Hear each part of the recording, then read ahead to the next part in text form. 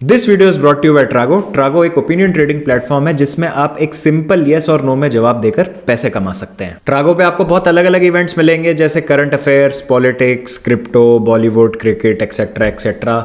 Football से related 2 events आपको मिलेंगे कि क्या इंग्लैंड सेनेगल को हरा सकता है और दूसरा इवेंट है क्या फ्रांस पोलैंड को हरा सकता है। तो सिंपल येस और नो में आप जवाब देके इन 2 इवेंट्स का पैसे कमाने का मौका पा सकते हैं। हाईएस्ट अर्नर्स को मिल सकता है एक ब्रांड न्यू स्मार्टफोन जीतने का मौका। जी हाँ, एक बहुत ही लिमिटेड टाइम के लिए ये ऑफर है कि अगर आप हाईएस्ट अर्नर बनते हैं दिन के तो आप पा सकते हैं Redmi Note 11S जीतने का मौका।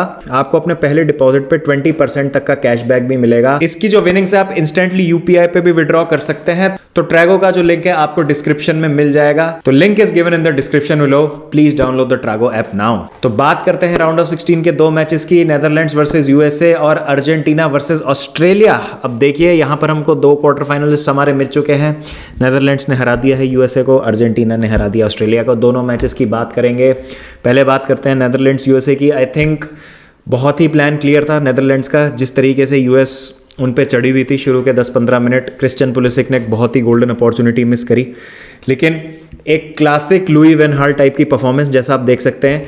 कल नेदरलैंड्स का गेम प्लान बहुत ज़्यादा सिंपल था, चढ़ने देना है, यूएसए को अपने ऊपर आने देना है और पेस से जो है वो हिट करना है उनको काउंटर पे। और यही हुआ। डेंजल डम्फ्रीज बहुत ही ज़्यादा उनका इंस्ट्रूमेंटल रोल था। 2 असिस्ट और 1 गोल उन्होंने स्कोर किया इस गेम में। उसके बाद मेम्फिस डिपाये का बहुत अच्छा परफॉर्मेंस था, क्लिनिकल थे, उनकी भी एक शानदार फिनिश थी। डेली ब्लिंड का भी बहुत अच्छा गोल था। और दिख गया था जिस तरीके से यूएसए प्रेस कर रही थी, बहुत नैरो प्रेस कर रही थी, तो जब काउंटर अटैक पे हिट कर रही थी नेदरलैंड्स यूएसए को तो उनके लिए काफ़ी आसान हो जा रहा था, बिकॉज जो वाइड एरियाज हैं वो बहुत ज़्यादा अनप्रोटेक्टेड थे यूएसए के।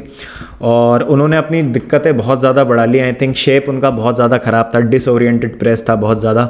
एक उनको मैं कहूँगा एक फ्लूक गोल मिल गया जिसकी वजह से शायद उन्हें लगा होगा कि गेम में वापसी हो सकती है, लेकिन डेंजल डम्फ्रीज ने वो तीसरा गोल मार के बिल्कुल जो है टाई डेड कर दिया। और एक कमांडिंग और एक बहुत ही अच्छी परफॉर्मेंस। और नेदरलैंड्स की ये एक स्पेशलिटी रही है इस मैच में, तो उन्होंने चांसेस क्रिएट करे ही, जैसा मैंने कहा काउंटर पे बहुत ज़्यादा हिट करा उन्होंने यूएसए को और यूएसए तक कन्विंसिंग नहीं है अपने डिफेंस पे। लेकिन जब भी उनको चांसेस मिलते क्लिनिकल बहुत ज़्यादा है नेदरलैंड्स। तो ये एक चीज़ है जो कि बहुत ज़्यादा अच्छे से सेटअप कर देती है नेक्स्ट मैच को जो क्वार्टर फाइनल होगा अगेंस्ट अर्जेंटीना।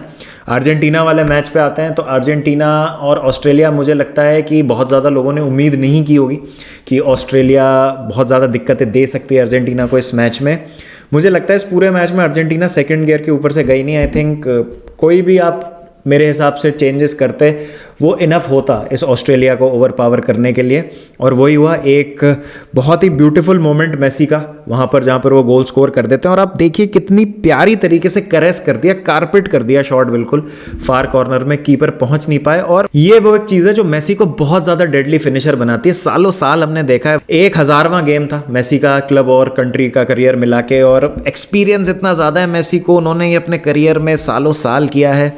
और अनबिलीवेबल तरीके से जो उन्होंने गोल स्कोर किया, जैसा मैं कह रहा हूँ बिल्कुल उन्होंने कारपेट कर दिया, प्लेस किया है शॉट को। और यूजुअली उधर ज़्यादातर प्लेयर्स क्या करते हैं कि बॉल को जो है एक्स्ट्रा पावर से मारने की कोशिश करते हैं, जिसके लिए वो 0.1 सेकेंड, वो फ्रैक्शन ऑफ अ सेकेंड वो ज़्यादा ले लेते हैं। मौका मिल जाता है डिफेंडर को ब्लॉक करने का वो शॉट। और कभी कभी वो प्लेसमेंट और वो प्रिसीजन भी नहीं आ पाती, वो शॉट को जहाँ मारना चाहते हैं वो चीज़ भी वो नहीं कर पाते हैं। तो मेसी की एक खासियत है और वो हमेशा, जैसा हमको पता है, he is a special player, उसमें तो कोई डाउट नहीं है। और ब्रिलियंटली उन्होंने लीड दिला दी। फिर सेकंड हाफ भी कुछ उसी तरीके से स्टार्ट हुआ। एक जो मुझे थोड़ा सा अजीब लगा सब्सटीट्यूशन कि पापू गोमेज को हटा के लिसांड्रो मार्टिनेज को ले आए, थोड़ा सा नेगेटिव लगा मुझे वो सब्सटीट्यूशन। मैच जो है आप मैनेज करने चलेगा, जबकि मुझे लगा था कि आपको किल कर देना चाहिए था मैच। और एक गलती होती है ऑस्ट्रेलिया के गोलकीपर मैट रायन से और वहां पर गोल कंसीड कर देते हैं 2-0 पे। ऐसा लगता है कि गेम डेड एंड बैरिड है, कुछ 30-32 मिनट थे, लेकिन एक फ्रीक गोल मिल जाता है डिफ्लेक्शन से ऑस्ट्रेलिया को और एक उनको स्निफ मिल जाती है कि वो मैच में वापस आ सकते हैं। उस बीच में ऑस्ट्रेलिया इतना ज्यादा कमिट करती है अपने आप को, लोतारो मार्टिनेज को भी लाया जाता है। मेसी ब्रिलियंटली सिंगल हैंडेडली जो है तबाह कर रहे हैं मिडफील्ड और डिफेंस को ऑस्ट्रेलिया की।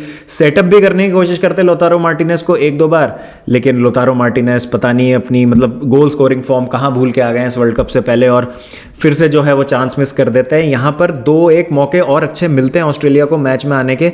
एक इंस्टेंस पे लिसांड्रो मार्टिनेज बहुत अच्छा ब्लॉक करते हैं और लास्ट में बिल्कुल इक्वलाइजर स्कोर करने का चांस मिलता है ऑस्ट्रेलिया को, लेकिन वहाँ पे एमी मार्टिनेज का बहुत अच्छा सेव हो जाता है।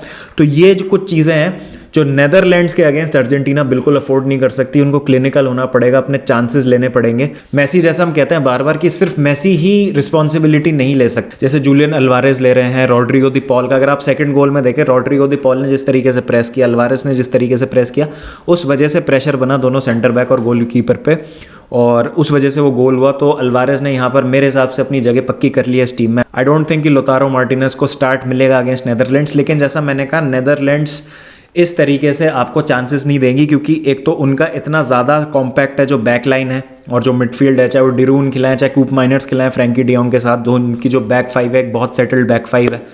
तो मुझे नहीं लगता है कि इतनी ज़्यादा वो स्पेस देंगे आपको अपनी बैकलाइन के पीछे इन बिहाइंड रन्स निकालने के लिए। उससे थोड़ा सा वेरी रहना पड़ेगा अर्जेंटीना को, और बहुत ज़्यादा क्लिनिकल है नेदरलैंड्स। अर्जेंटीना अपने चांसेस वहाँ पे मिस नहीं कर सकती, एक बहुत अच्छी टीम है नेदरलैंड्स, हल्के में नहीं लिया जा सकता। मेरे हिसाब से वो गेम 50-50 होने वाला है। और world cup knockout football quarter final की हम बात कर रहे हैं, तो वो तो वैसे ही एक बहुत पावर पैक्ड और हाई प्रोफाइल गेम होने वाला है। सेमीफाइनल ऑफ 2014 वर्ल्ड कप, तो a lot is riding on that game। लेकिन Argentina again, Messi as imperious as ever, और मज़ा आ गया। He was rolling the years back, मतलब ऐसा लग ही नहीं रहा था कि एक 35-36 ईयर ओल्ड मेसी को हम देख रहे हैं। ऐसा लग रहा था कि ये प्राइम में अपनी मेसी जब 26-27 को वो होते थे, and he used to eat midfields and defences for fun. तो वो देख के मज़ा आया जिस तरीके से वो ड्रिबल कर रहे थे, और अनलकी रहे उनको, और एक दो उनके गोल कंट्रीब्यूशन आप देख सकते थे स्कोर शीट पे। बट जैसा मैं कह रहा हूँ, क्लिनिकल होने की ज़रूरत है अर्जेंटीना को, चांसेस वेस्ट नहीं कर सकते। नहीं तो आज ऑस्ट्रेलिया ने जैसे किया, बहुत ज़्यादा मैं यहाँ पर बधाई और मैं कहूँगा प्रशंसा करना चाहूँगा मैं ऑस्ट्रेलिया की, जिस तरीके से उन्होंने फाइट दी। किसी ने भी उम्मीद नहीं करी थी कि इस तरीके से ऑस्ट्रेलिया राउंड ऑफ 16 में पहुँचेगी और इतना कड़ा मुकाबला देगी अर्जेंटीना को। अर्जेंटीना, जैसे मैंने कहा, उन्हीं की गलती है, सेकंड गियर से वो ऊपर गए नहीं। उसके बाद उन्होंने सब्सटीट्यूशंस मुझे लगा थोड़े नेगेटिव करे, फिर उसके बाद भी जो उनको चांसेस मिले वो लिए नहीं, तो ऑस्ट्रेलिया को मैच में कमबैक करने का मौका मिल गया। सेम चीज़ आप अब क्वार्टर फाइनल में नहीं कर सकते। तो guys, do let me know in the comment section who was your man of the match. For me second game in a row it would be Leo Messi, to be honest. Rodrigo de Paul का गेम भी अच्छा था, but मुझे लगता है Messi just adds that bit extra. जो मतलब यार देखो, मेसी का क्या रोल है इस समय ना, he is your goal scorer इस समय, and he is your play maker also. वो सेंट्रली आज मेसी खेल रहे थे, and he was your main team. मतलब मेसी इस टीम को चला रहे हैं, और बार बार वैसे मैं ये कह रहा हूँ कि मेसी पे बहुत ज़्यादा रिस्पॉन्सिबिलिटी है, तो प्रेशर भी बहुत ज़्यादा आ जाता है, but Messi is capable of doing that. तो यहाँ पर और प्लेयर्स को भी रिस्पॉन्सिबिलिटी उठानी पड़ेगी। और मैंने पता नहीं पिछले 1 मिनट में मेसी मेसी कितना बार बोल दिया, क्योंकि मैं आज एब्सोल्युटली, मतलब I am in awe of that man. भाई क्या ही कर रहा है वो आदमी, और he is on his way to becoming the best player in this tournament. अगर सेमीफाइनल्स तक भी पहुंचती है तो he would be a very good shout for winning the golden ball, जो मेरा टूर्नामेंट से पहले प्रिडिक्शन था। And he is already among the top scorers. जो टॉप स्कोरर है 3 गोल्स के साथ, I think Cody Gakpo, Alvaro Morata, Enner Valencia, Marcus Rashford और अब लियो मेसी भी 3 गोल्स पे आ गए। तो देखते हैं गोल्डन बूट की रेस में क्या होता है, और आगे अर्जेंटीना और बाकी नेदरलैंड्स, और आज भी हमको पता चल जाएगा इन सब टीम्स का क्या होता है। इंग्लैंड सेनेगल है आज, आई प्रेडिक्ट सेनेगल विन, बाकी देखते हैं क्या होता है। और फ्रांस पोलैंड है, उसमें मैं एक easy victory for France predict करता हूँ। आपके क्या प्रेडिक्शंस हैं इन गेम्स के, मुझे बताएं। और आपको क्या लगता है कि क्या अर्जेंटीना बेहतर कर सकती है, और नेदरलैंड्स के अगेंस्ट जो मैच होगा उसमें नेदरलैंड्स के क्या स्ट्रॉन्ग पॉइंट्स हैं, क्या वीकनेसेस हैं, अर्जेंटीना की क्या वीकनेसेस हैं, क्या स्ट्रॉन्ग पॉइंट्स हैं, ये सब आप मुझे बताएं कमेंट सेक्शन में। और फिर शाम को मिलते हैं लाइव स्ट्रीम के साथ। चलिए गाइस, जब तक ध्यान रखें अपना, टेक केयर एंड